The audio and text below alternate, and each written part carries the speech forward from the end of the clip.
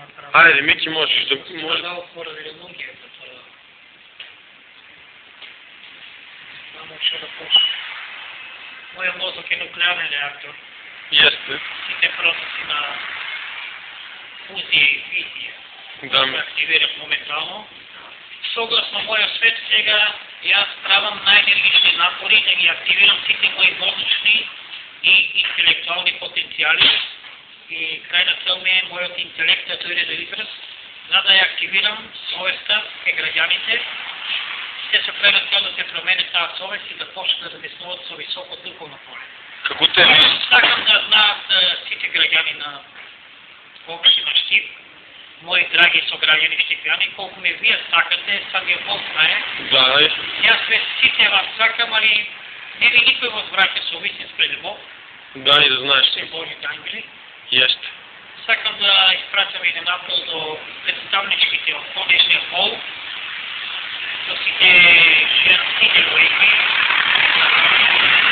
да размислят добро за все около себе, а то, що ни има сформирано примитивно размислуване, за мен е дека аз съм некоя форма на ментален случай, неотговорно ли се, да си го извадат по отделите глави.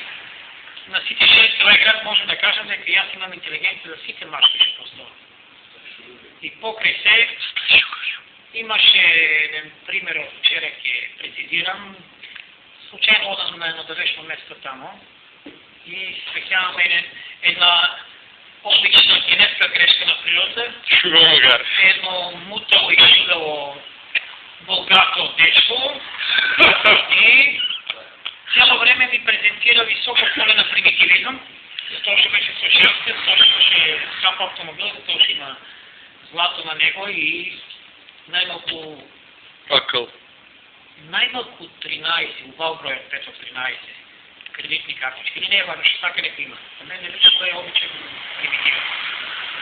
Дори да е мал инцидент, али не е веќе важно, сакам да кажем дека женските едноставно се malo разсека контрола и губят време с такви... Мърсови кучини.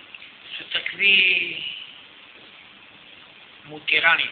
Jeste. Генетски форми. Не сакам от нијна женска овој град да слушам, за мене да ме наречат луд и сакам одговори. Секоја да се произнесе и да ми каже зашто бегат од мене. Затоа че јас ќе го проведам одговорот за брзо време.